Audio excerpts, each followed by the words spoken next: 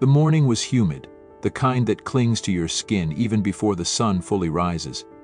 The call came in at 8:15 a.m., a welfare check requested by a local hospital where MTA couple worked.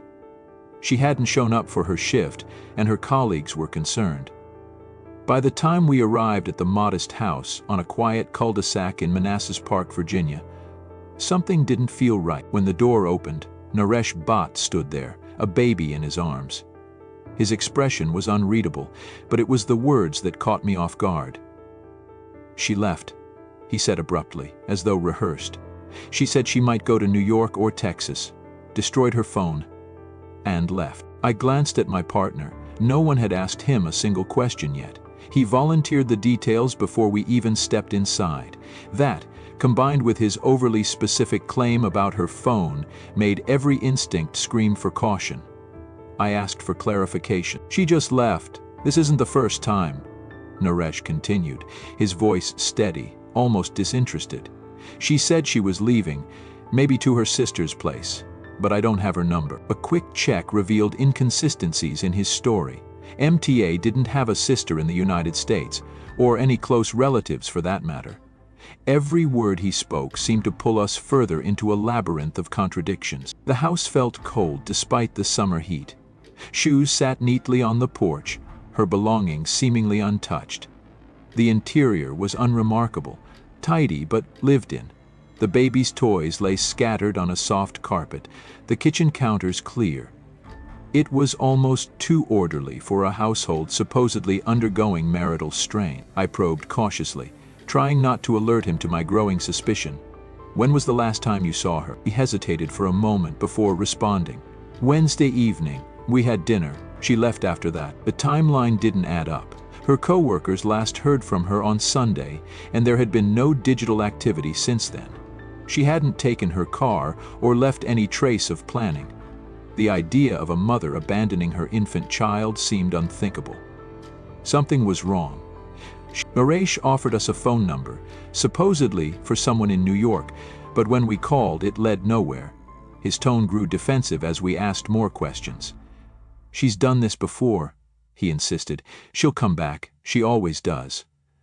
We requested permission to step inside. He didn't hesitate, gesturing for us to enter. I glanced around, noting the carefully folded clothes in the baby's crib, the faint smell of cleaning supplies lingering in the air. Nothing screamed foul play, yet nothing felt normal either. As we walked through the hallway, I noticed something odd. The bathroom door was slightly ajar, the light flickering faintly above the tub. The bathtub gleamed unnaturally bright, as though scrubbed clean. It wasn't until we later performed a luminol test that the truth came to light. Underneath the veneer of cleanliness, traces of blood glowed under the chemical reaction. A haunting blue that told a different story than Naresh had. Back in the living room, I watched as Naresh fumbled with his wallet to hand over his ID. 2 identification cards fell out. One was his military ID, and the other appeared to be MTA's. I picked it up, noting how strange it was for her to leave behind something so vital if she was supposedly starting anew. He didn't seem to register the significance of what he'd just revealed. "Do you have anything else that might help us track her down?" I asked, keeping my tone neutral. He hesitated before muttering, "She had some mental health issues. She talked about disappearing before." I tried to get her help, but she refused. It was another red flag. In cases like these, abusers often manipulate narratives, planting seeds of doubt about their victim's stability. Naresh's calm demeanor contrasted sharply with the supposed distress of a missing spouse. By the time we left, the unease was palpable. Outside, I looked at my partner. "He's hiding something," I said. My partner nodded in agreement. The next steps were clear. We needed to dig deeper. Her digital footprints, financial records, neighbors' accounts, and surveillance footage. But as I glanced back at the house, I couldn't shake the feeling that the answers we sought were already inside, hidden beneath the surface, waiting to be uncovered. The next morning we began with the usual, tracking down leads, talking to neighbors, and cross-referencing digital records. Yet every layer we peeled back in the case of MTA Kuffel seemed to reveal another mystery. Her co-workers described her as reliable, dedicated, and utterly devoted to her newborn daughter. They were adamant this wasn't the kind of person who would simply walk away from her life. Our first real lead came when we obtained MTA's cell phone records. Her phone had last pinged in Loudoun County on July 29th, 3 days before her disappearance was reported. That, combined with Naresh's inconsistent timeline, raised a red flag. Why would her phone be active miles away from home if she was supposedly still there? I reached out to local law enforcement in Loudoun County, requesting access to any surveillance footage that might show Naresh's movements. While waiting for their response, I combed through financial records, looking for any anomalies. That's when the first real crack appeared in Naresh's story. He had made multiple unusual purchases in the days leading up to and immediately following her disappearance. 3 knives purchased on July 30th. Cleaning supplies on July 31st. The timeline was chilling. That wasn't all. He'd sold his Tesla to CarMax on August 3rd, just 2 days before reporting MTA missing. The timing was too convenient to ignore. I called CarMax to confirm the transaction and issued a warrant to track the car's new location. Tesla vehicles store comprehensive data: GPS tracking, speed records, even door movements. If Naresh had used it to transport something or someone, it would leave a digital trail. My hand rested on the small of my back for several minutes before my palm touched the... Back at the precinct, Loudoun County sent over surveillance footage from a cafe near where MTA's phone last pinged. The grainy video showed Naresh standing at a counter, fiddling with his phone. His body language was tense, his movements hurried. It wasn't much, but it placed him at the location where MTA's phone went dark. By now, we'd also begun interviewing Naresh's neighbors. Several noted that his behavior in the days following her disappearance was strange. One neighbor recalled seeing him haul large trash bags into the back of his car late at night. Another mentioned hearing what sounded like an argument the weekend before MTA vanished. The pivotal moment came during a deeper examination of the house. A second search warrant granted us access to areas we'd initially overlooked. This time, forensic specialists joined us. While combing through the master bathroom, they applied Blue Star Luminol to the bathtub. The results were horrifying. Large amounts of blood illuminated, even behind the freshly applied caulking. It was undeniable evidence of a violent incident. Further testing in the bedroom revealed faint traces of blood near the bed frame. It had been carefully cleaned, but not well enough to escape forensic detection. The patterns suggested signs of a struggle, the kind that left no room for doubt. The blood matched MTA's DNA. A neighbor's doorbell camera captured Naresh loading items into his car early on July 30th. Though blurry, the footage showed him carrying what appeared to be a large, heavy object. He moved with a deliberate urgency that set every alarm bell in my head ringing. Confronting Naresh now seemed inevitable. We brought him in for questioning, armed with our mounting evidence. Sitting across from him in the sterile, windowless interrogation room, I watched his composure falter for the first time. His initial confidence had given way to unease, his eyes darting around the room as though searching for an escape. "We found blood in the bathtub," I said, leaning forward. "Do you want to explain how that got there?" Naresh's jaw tightened. "She hurt herself," he said, his voice flat. "She was upset. I tried to help her. She died." His voice fell to nothing, broken by guilt. "Then why didn't you call for help?" I pressed. "Why wait days to report her missing?" "She's done this before," he muttered. "She always comes back." The cracks in his story widened as we continued. His responses grew more erratic, his explanations more desperate. Every question we asked seemed to back him further into a corner. The most damning evidence came when we traced the location data from his Tesla. The car had traveled to multiple dumpsters across Fairfax, Loudoun, and Falls Church in the early hours of July 30th. Each stop lined up with reports from local waste management companies. Investigators were already working to secure access to the landfills, A grim task, but a necessary one. By the end of the interrogation, Naresh's calm veneer had completely shattered. He denied everything, of course, but the walls were closing in. We had the blood, the timeline, and the digital trail, all pointing to one conclusion. What we didn't have, though, was MTA's body. Without it, the case remained a puzzle missing its final piece.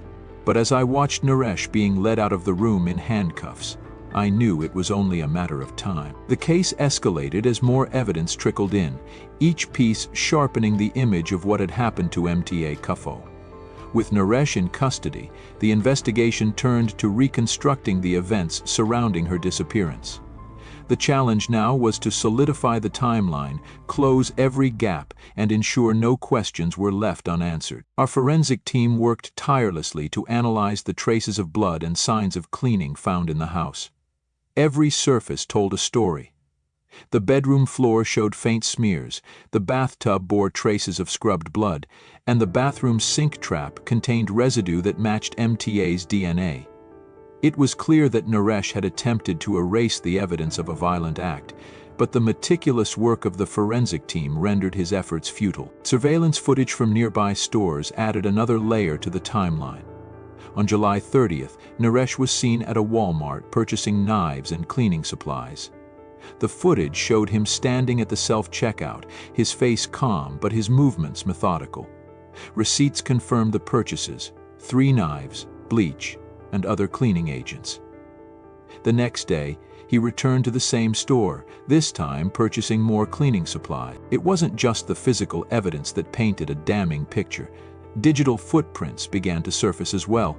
Naresh's internet search history revealed disturbing queries. Searches for phrases like "how to clean blood," "what happens to a body in water," and "does luminol detect old blood" were conducted in the days leading up to MTA's disappearance. Even more chilling were the searches made months earlier. How long to wait to remarry after spouse dies, and how to transfer assets after a spouse's death. The forensic analysis of Naresh's Tesla became a turning point. The car's GPS revealed trips to remote locations and industrial areas on the night of July 30th. Data showed stops at dumpsters in Fairfax, Falls Church, and Loudoun County. Investigators matched the locations to waste management records, which indicated that garbage from those dumpsters had been transferred to specific sections of nearby landfills. A team was dispatched to comb through the landfill sites. The task was monumental, but the stakes were too high to abandon the effort. Hours turned into days as crews sifted through mountains of refuse, searching for any trace of MTA.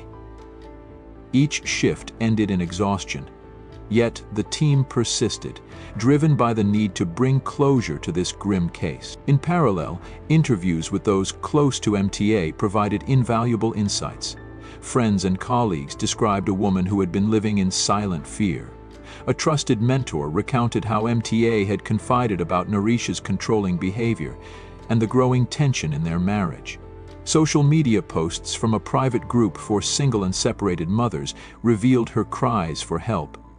One post read, "I feel trapped. He controls everything, even my paycheck. I need advice on how to leave safely." Family members back in Nepal shared a heartbreaking picture of her struggles. MTA had come to the United States full of hope, only to find herself isolated and manipulated. Despite her efforts to create a better life for herself and her child, the situation had spiraled into a nightmare. Naresh's actions in the days following MTA's disappearance added another layer of suspicion. He listed their home for sale, citing marital issues as the reason for moving. He also sold his Tesla, a move investigators speculated was an attempt to dispose of evidence. The buyer, a local CarMax dealership, cooperated fully and the vehicle was impounded. Forensic examination of the Tesla revealed faint traces of blood in the trunk and passenger seat, further supporting the theory that Naresh had transported MTA's remains. The media began to circle the case, their coverage turning the public's attention toward the unanswered questions. Why had Naresh waited days to report MTA missing? Why had he been so eager to explain her absence when questioned by police? His interviews with local reporters only deepened the mystery. He claimed MTA had left voluntarily, citing prior instances where she had disappeared during arguments. Yet his tone lacked urgency, and his story seemed rehearsed. Public outcry intensified when the details of MTA's final days surfaced. Advocacy groups rallied around her case, using it as a platform to highlight the plight of domestic abuse victims. Protests outside the courthouse called for justice, their signs bearing MTA's name and the faces of countless other women who had suffered similar fates. Inside the precinct, we worked tirelessly to ensure no stone was left unturned. The weight of the case pressed heavily on all of us. As the evidence mounted, the full picture of Naratia's actions began to crystallize. The once blurry outlines of a calculated crime now stood in sharp relief. Still, without MTA's body, the prosecution faced a daunting challenge. Circumstantial evidence, no matter how compelling, required airtight presentation to hold up in court. The pressure was immense, but the team knew that justice for MTA and her grieving family depended on their ability to deliver a case so strong that no jury could doubt it. The devastating effects of MTA's disappearance rippled far beyond the walls of her home. Her family, left in the dark thousands of miles away in Nepal, were gripped by helplessness. Her mother had received news of her daughter's vanishing through a phone call, her voice breaking as she begged for answers that no one could provide. The worry and uncertainty consumed them, their once lively household now overtaken by the weight of despair. MTA's colleagues and close friends in Virginia described her as an ambitious, caring woman who loved her job and doted on her infant daughter. They painted a picture of a mother who would never abandon her child under any circumstances. These testimonies clashed with Naratia's narrative, further isolating him in the public eye. Her friends spoke of warning signs they had missed, the bruises she occasionally tried to hide, her quick reassurances that things at home were fine, and the quiet pleas for advice shared in hushed tones. One friend recounted the last message she received from MTA, sent on July 28th. "Please come over tomorrow, I need to talk." That visit never happened, and it haunted the friend deeply. Meanwhile, MTA's child became an unintended symbol of her absence. The little girl's innocent giggles and cries cut through the heavy silence of their home, reminding everyone of what was lost. Extended family members stepped in to care for her, doing their best to shield her from the chaos surrounding the case. But the child's life was forever altered. Her mother gone, her father in custody, her future uncertain. The impact on the Nepali American community in Virginia was profound. The close-knit group, accustomed to celebrating cultural festivals and mutual successes, was rocked by the grim reality that one of their own had met such a tragic fate. Community leaders organized vigils where hundreds gathered with candles and flowers, chanting for justice and pleading for answers. The outpouring of support extended to MTA's family, with fundraisers set up to support her child and to assist her mother in traveling to the United States. At the forefront of the investigation, I couldn't ignore the emotional toll it took on me and my team. Each piece of evidence we uncovered painted a clearer picture of what had likely happened in that home, and it was a picture of unimaginable brutality.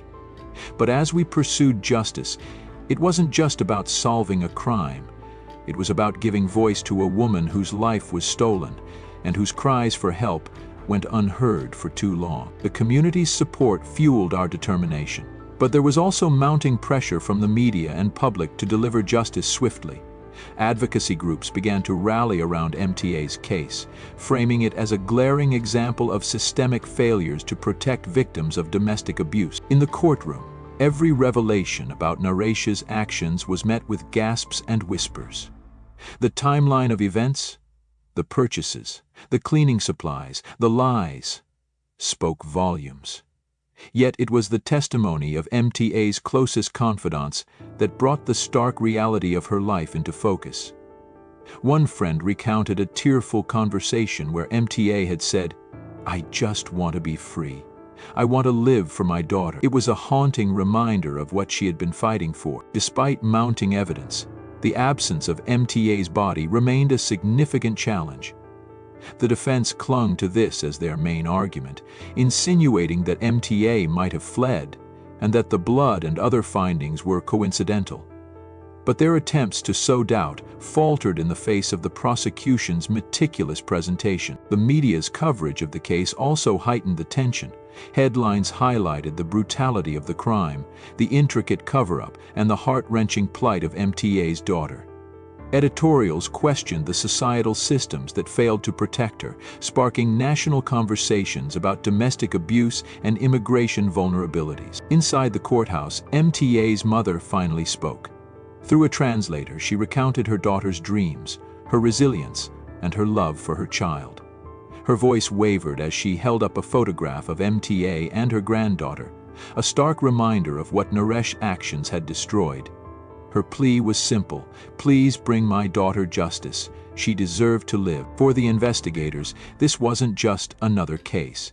Every clue we uncovered, every witness we interviewed, was a step closer to ensuring that MTA's story didn't end with silence. As we pieced together the final days of her life, our resolve hardened. We couldn't undo the past, but we could ensure that her legacy was one of justice, not victimhood. The courtroom was heavy with silence as the jury returned, their expressions grave. Months of relentless investigation, emotional testimonies, and tireless legal arguments culminated in this moment. Every eye in the room turned to the foreperson as they rose to deliver the verdict. We find the defendant, Naresh Bhatt, guilty. A collective gasp rippled through the room, followed by murmurs of relief and subdued sobs from MTA's friends and family. Her mother, seated in the front row, clasped her hands tightly, tears streaming down her face. Justice, though bittersweet, had finally been served. Naresh remained stoic, his expression unreadable, but his shoulders slumped slightly, a faint acknowledgement of the crushing weight of the jury's decision. For the prosecution, the verdict was a triumph. Despite the challenges posed by the absence of MTA's body, the sheer weight of the circumstantial and physical evidence had painted a damning picture of Naresh's guilt. From the blood traces in the bathtub to the discarded knives and cleaning supplies, the timeline of his actions left little room for doubt. His internet search history, filled with morbid queries about life after a spouse's death, further cemented the case against him. As the sentence was read, life in prison without the possibility of parole, MTA's loved ones felt a small measure of closure. But the victory was tinged with the profound sadness of knowing that it could never bring her back. Her daughter would grow up without her mother, and the life MTA had dreamed of building was forever lost. The aftermath of the trial extended far beyond the courtroom. Advocacy groups seized on MTA's case to spotlight the vulnerabilities of immigrant women in abusive relationships, particularly those who depend on their spouses for legal status or financial support. Candlelight vigils were held across the country, honoring her memory and demanding systemic change to protect others in similar situations. The case also sparked a national conversation about the no body, no crime myth, illustrating how justice can be achieved through meticulous investigation, even when the most critical piece of evidence, a victim's remains, is missing. Prosecutors and law enforcement agencies cited the case as a model for how to pursue convictions in such challenging circumstances. MTA's daughter became a poignant symbol of hope amidst tragedy. With the support of her maternal grandmother and a network of compassionate advocates, she was surrounded by love and a determination to ensure she would know her mother's legacy. Photos of MTA, smiling and vibrant, were placed around their home, accompanied by stories of her strength and kindness. As for Naresh, his days of control and manipulation were over. Confined to a cell, he could no longer wield power over others. His downfall served as a stark reminder that the truth, no matter how carefully concealed, has a way of emerging. For me, as an investigator, the case left an indelible mark. It was a reminder of the resilience of the human spirit and the importance of fighting for justice, even when the odds seemed insurmountable. Every sleepless night, every difficult conversation with MTA's grieving family had been worth it to see her memory honored in court. As I left the courthouse for the final time, the sun was setting, casting a golden glow over the steps. Reporters buzzed around, eager for statements, but I walked past them, my mind on MTA and the life she never got to fully live. Though her voice had been silenced, her story would continue to echo, a powerful call to action for a society that too often turns a blind eye to abuse. In the end, justice for MTA was not just about holding her killer accountable. It was about ensuring her life mattered, that her courage in the face of adversity would inspire change, and that her memory would live on as a beacon of hope for others trapped in the darkness she fought so hard to escape.